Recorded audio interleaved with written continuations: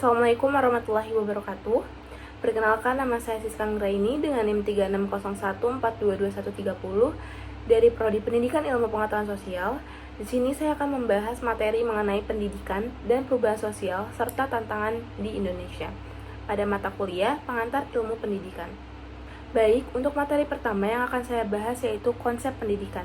Nah, pendidikan merupakan hal yang penting bagi kehidupan masyarakat, karena dengan adanya pendidikan, seorang individu mampu untuk mengaktualisasikan dirinya. Sedangkan menurut Undang-Undang Nomor 2 Tahun 1989, pendidikan adalah usaha sadar untuk menyiapkan peserta didik melalui kegiatan bimbingan, pembelajaran, atau latihan bagi peran di masa yang akan datang. Selanjutnya, definisi pendidikan menurut Undang-Undang Nomor 20 Tahun 2003 yaitu pendidikan adalah usaha sadar dan terencana untuk mewujudkan suasana belajar dan proses pembelajaran agar peserta didik secara aktif mengembangkan potensi dirinya untuk memiliki kekuatan spiritual keagamaan, pengendalian diri, kepribadian, kecerdasan, akhlak mulia, serta keterampilan yang diperlukan dirinya, masyarakat, bangsa, dan negara. Nah, untuk materi selanjutnya yang akan saya bahas yaitu pendidikan terbagi menjadi 3 macam, yaitu ada pendidikan formal, pendidikan non-formal, dan juga pendidikan informal. Penjelasan mengenai pendidikan formal yaitu jalur pendidikan yang terstruktur dan berjenjang yang melibatkan institusi seperti sekolah dan perguruan tinggi. Lalu materi yang kedua yang saya akan bahas yaitu pendidikan informal. Jalur pendidikan informal yang dilakukan oleh keluarga atau orang tua dan lingkungan dapat berupa pendidikan budi pekerti, pendidikan sopan santun, pendidikan etika, pendidikan untuk mengajarkan anak itu untuk bertanggung jawab dan mandiri, pendidikan moral, serta sosialisasi dengan lingkungan. Peran keluarga ini sangat penting untuk tumbuh kembangnya seorang anak. Lalu untuk penjelasan selanjutnya yaitu ada pendidikan formal. Jalur pendidikan ini di luar pendidikan formal yang dapat dilaksanakan secara terstruktur dan berjenjang untuk memenuhi kebutuhan peserta didik tertentu.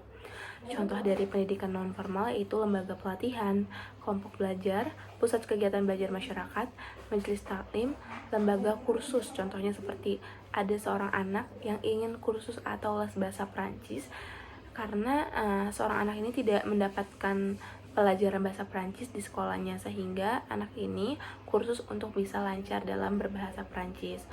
Selanjutnya ada definisi dari perubahan sosial.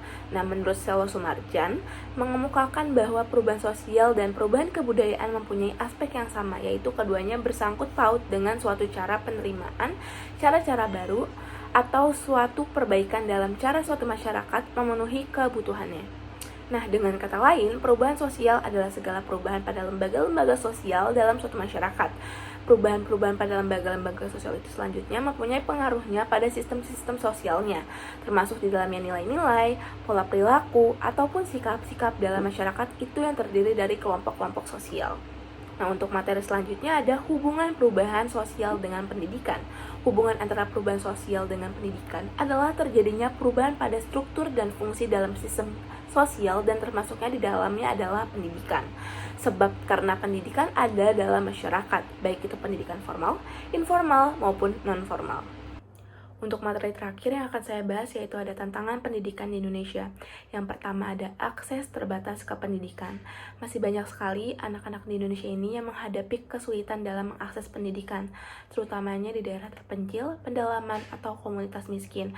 Nah, anak-anak ini ketika ingin berangkat sekolah, mereka bisa menyeberang jembatan terlebih dahulu ataupun menggunakan perahu menyeberangi sungai untuk sampai ke sekolah untuk belajar. Nah, akses jalan yang sangat jauh dari rumah dan ke sekolah ini tuh beda sekali dengan infrastruktur yang disediakan oleh pemerintah di perkotaan.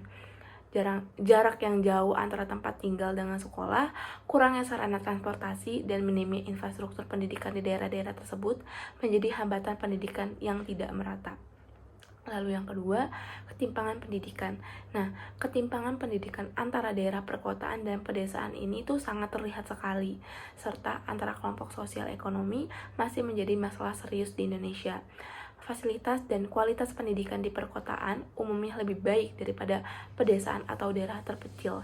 Anak-anak dari keluarga miskin sering mengalami kesulitan dalam mengakses pendidikan yang berkualitas tinggi. Pada kualitas fasilitas dan infrastruktur, banyak sekali sekolah di Indonesia masih menghadapi masalah terkait fasilitas dan infrastruktur yang tidak memadai. Contohnya di daerah pedesaan terpencil tadi.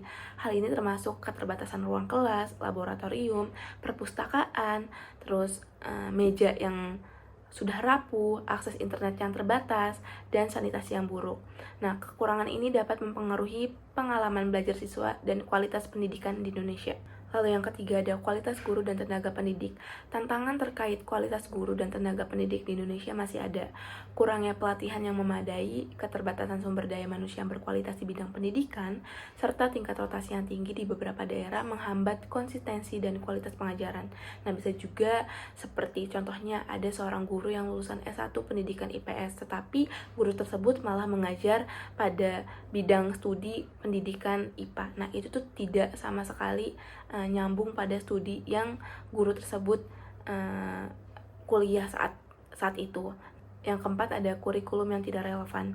Beberapa pihak berpendapat bahwa kurikulum pendidikan di Indonesia masih kurang relevan dengan kebutuhan dunia kerja dan perkembangan global.